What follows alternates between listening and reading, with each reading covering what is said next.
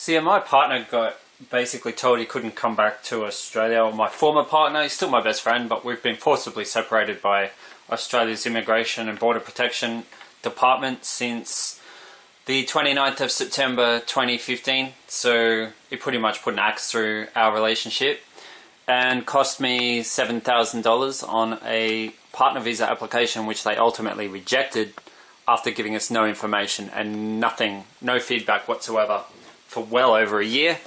They ultimately rejected it and didn't even notify me of their decision.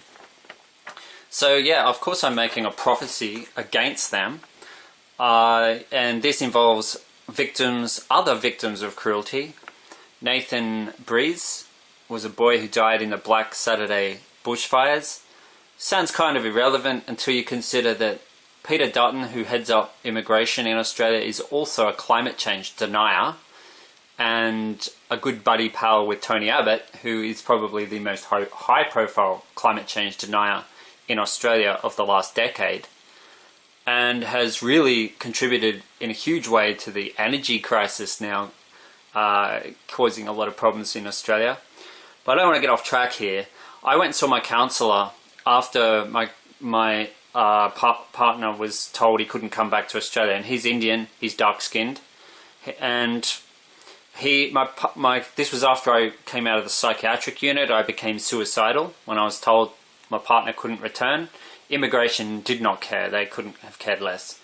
And they were completely unhelpful. And not only unhelpful, they gave me false hope that I could do a partner visa and just took $7,000 from me without any serious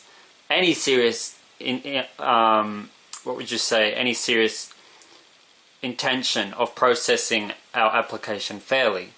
And I know that because they never acknowledged our relationship at all. And we supplied over 1,000 pages of information, which completely, and you could not look at that and say there was no relationship. There were more than enough photographs, more than enough statutory declarations from my family and friends, which they completely denigrated and said, oh, all the stat decks are very general and they don't prove anything. I mean, they were just so rude in their response, which I eventually saw after I saw it 7 months after 6 months. They rejected our application in June. I saw their response in December. Put it that way. And yeah, I am making a prophecy against Peter Dutton because his homophobic and racist attitude has gone right through that department. And I'd be cautioning anyone who's thinking about doing a partner visa, if your partner is dark-skinned, don't be naive about the reality of racism in Australia. If you're in a same-sex relationship, just get married. You don't have to do a partner visa, thank God for that. But yeah, so I've got something to be thankful to the Australian people for, but as for the Australian government, I'm disgusted to the extreme. And yeah, so that's my prediction. And you know what? When wars are fought and people are killed, it's usually done in the name of God. Very rarely is it done in the name of Satan. And I've talked in some of my other videos about a young boy named Ralph who died after being burned. Ralph, wicked, Jake is Satan, ascended heaven. Because you know what? When they murder people, torture people, the people doing the torturing and the killing usually are not Satanists.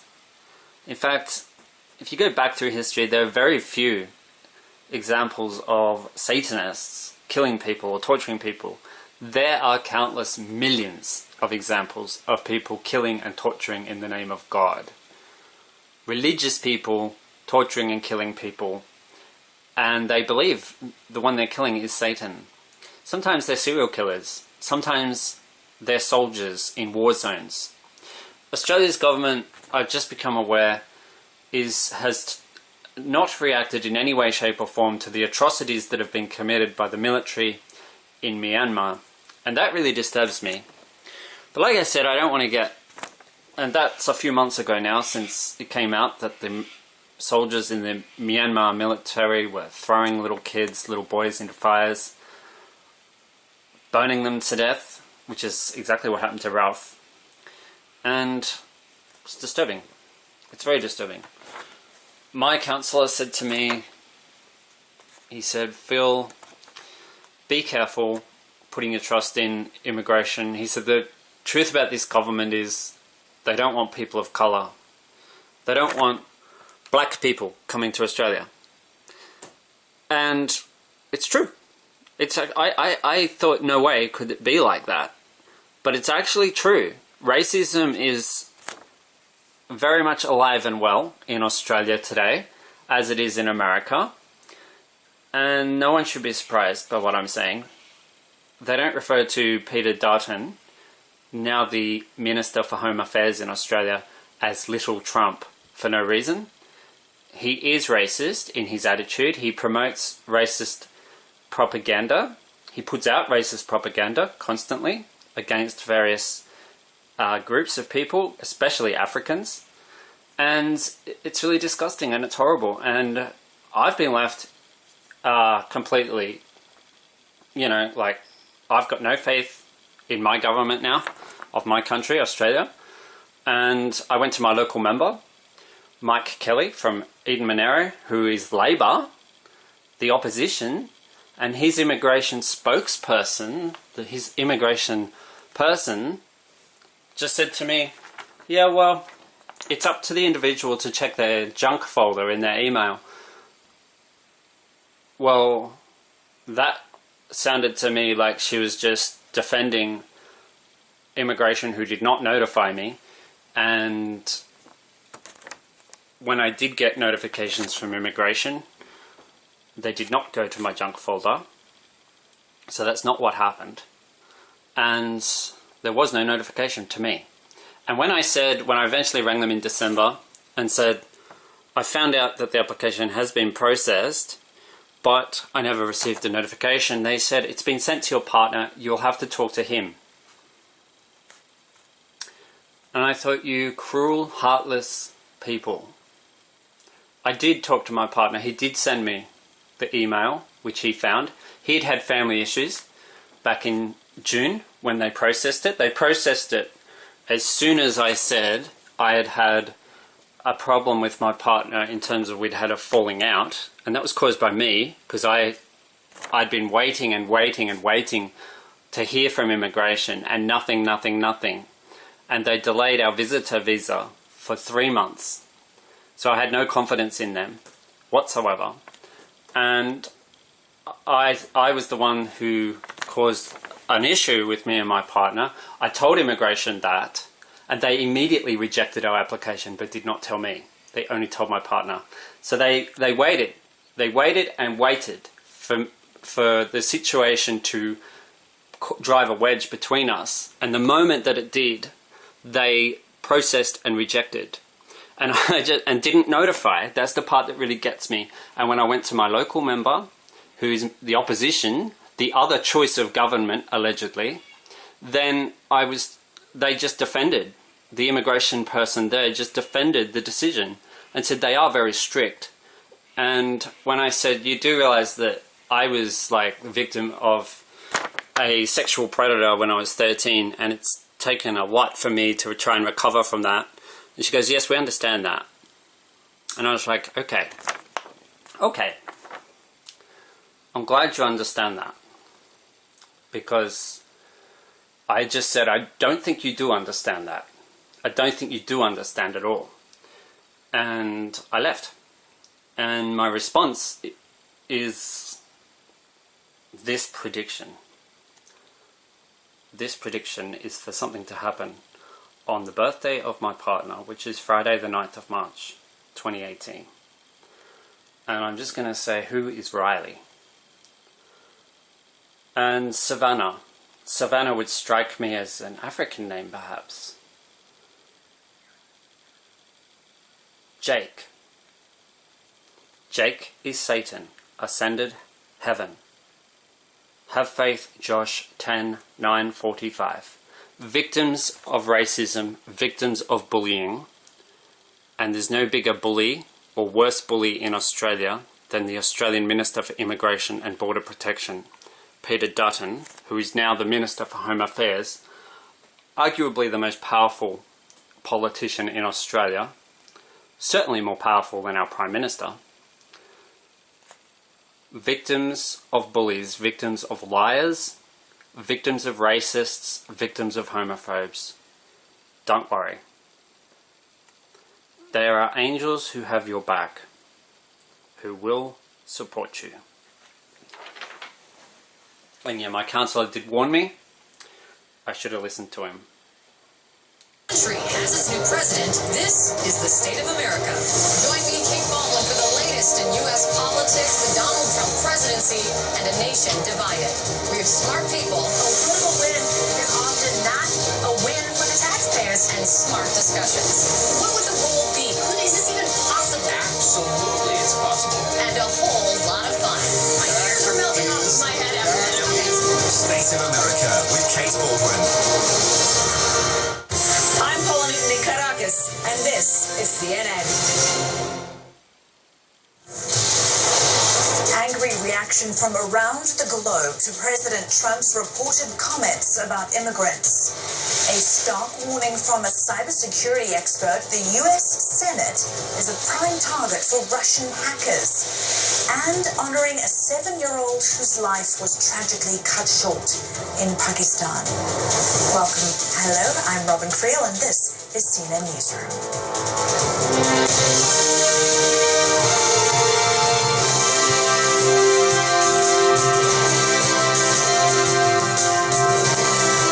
Trump now denies making a vile slur against immigrants that has triggered outrage around the world. But a Democratic lawmaker who was in the room with him at the time insists not only did he say it, he said it repeatedly.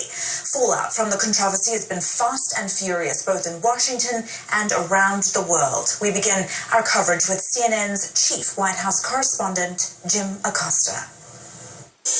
Robin, President Trump declined to answer any questions about his ugly, racially charged comments. Instead, he offered a vague denial on Twitter.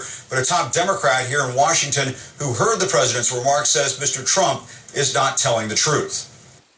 Today we gather in the White House to honor the memory of a great American hero, the Reverend Dr. Martin Luther King Jr. It was a moment filled with sad irony. On the same day, the president signed a proclamation honoring civil rights hero Martin Luther King. Mr. Trump was dodging questions about his own racially charged rhetoric. Mr. President, are you a racist? The president is running away from comments he made to a bipartisan group of lawmakers on immigration. On the subject of immigrants coming from Africa, the president said, "Why are we having people from all these shithole countries come here?" wondering whether more people could come from Norway. Later, Mr. Trump questioned the need to protect Haitian immigrants from deportation, saying, "Why do we need more Haitians? Take them out." MLK's nephew, Isaac Newton Ferris Jr., told CNN the president talked to him privately about the controversy. The president just simply said to me that I'm not the guy that is being described in the media. Do you believe him?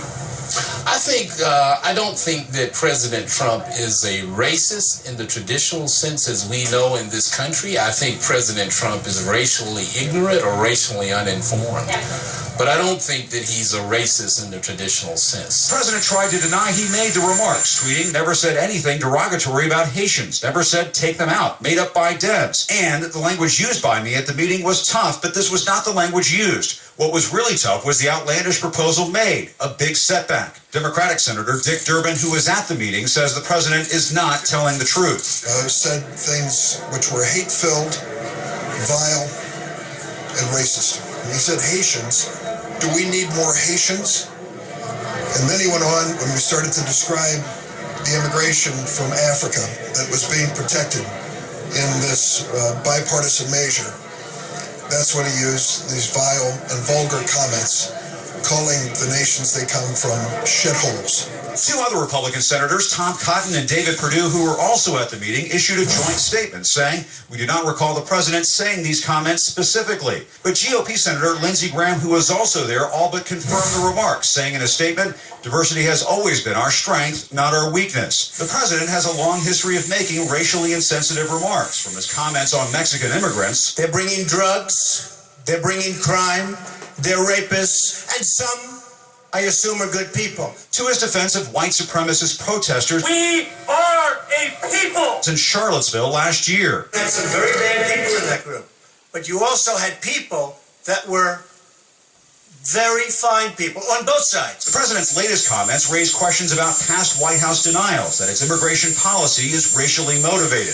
You're trying to engineer the racial and ethnic flow of people into this country. Yeah, that is one of the most outrageous, insulting, ignorant, and foolish things you've ever said. Now, lawmakers from both parties worry the president's remarks could jeopardize talks to reform the nation's immigration system. I read those comments later last night.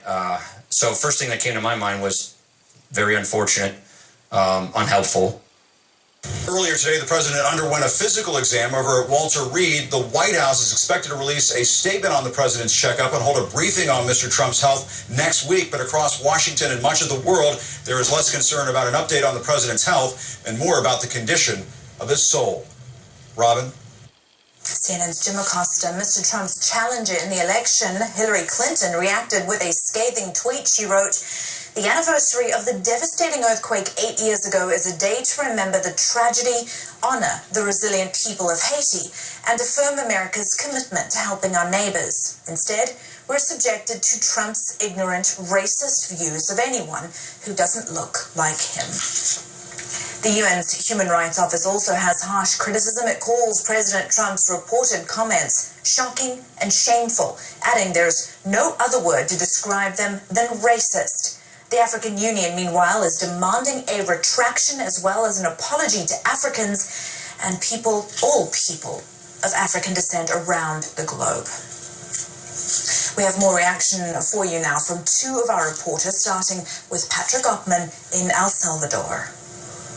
El Salvador's president is hitting back at the comments allegedly made by Donald Trump, saying that they strike at the dignity of the Salvadoran people and that the government here is filing a formal protest with the U.S. government. It's not hard to understand why. On the front page of many of the papers, you see headlines like this: Trump insulta a El Salvador.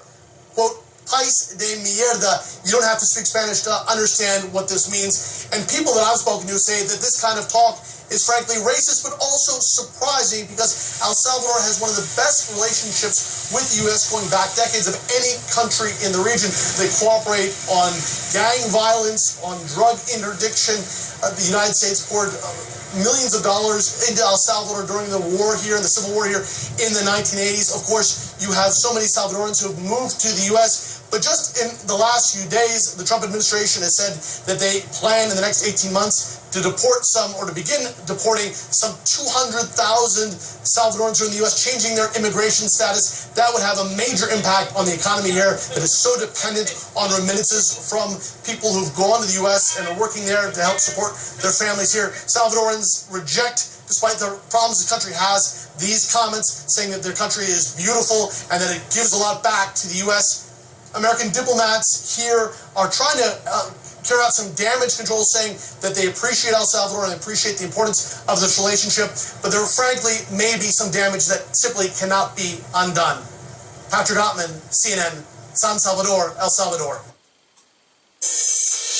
I'm Farai Serenzo in Nairobi. At the end of the day, President Trump's comments, even as he tried to row back from having said them, have been received and heard all throughout Africa. Many governments have expressed their dismay at what he had said, including the Botswana government, which said that they wanted to know from the U.S. ambassador in Botswana whether or not the president considered Botswana a shithole country. Indeed, the word has been bandied around all across social media throughout the day by many Africans, many asking why the president would have given a luncheon for African presidents at the edge of the United Nations General Assembly back in September and promised prosperity and deals and said that his friends love coming to Africa to make money, and yet he would say things about the entire continent in this manner. We've also heard from the Somalis who are not quite sure whether these words are attributable to the president. We've heard from South Sudan, another country which has temporary protective status and a very poor country in the midst of war almost all the time since it was discovered and basically made a country in 2011. And they're saying that the president is concerned about these countries. It is his concern and they cannot comment. And they are also saying that they are a very young country. They are older countries in Africa. We heard from the African Union spokesperson who said, frankly, they are dismayed by President Trump's comments. And they went on to say that Africa will have friends in the United States for a long time to come, and their relationship does not depend on the comments of one man, even though he is the leader of the free world. You can tell from all these comments that this story will not be forgotten very quickly by the Africans who have been so insulted. In the meantime, China, the other big power, has been building a port in Djibouti, protecting over $200 million of Chinese investment in Africa, and people are saying that the politics of insult are over for this continent. For Benzo, Nairobi. It's not just Africa the US president has disparaged. Iran has repeatedly been the target of Mr. Trump's blunt criticism, but earlier he decided to give Tehran what he's calling a last chance. For the third time, Mr. Trump waived sanctions to keep the Iran nuclear deal alive, but he vowed not to do it again unless European allies fix what he's calling the deal's flaws. In addition, the president also sanctioned 14 Iranians and entities accused of human rights abuses or of supporting the country's ballistic missile program. CNN political and national security analyst David Sanger joins me now live from Washington for a roundup of these two issues. So yeah, now Iran as well, it's another issue. I find it really disturbing that my country, Australia, has given such power to such a racist little twerp as Peter Dutton, and America, supposedly the nation of freedom, is being headed by such a racist as Donald Trump. And I don't think you can say he's not a racist, given that he's continually insulting people who are of a different colour. It's pretty self-evident.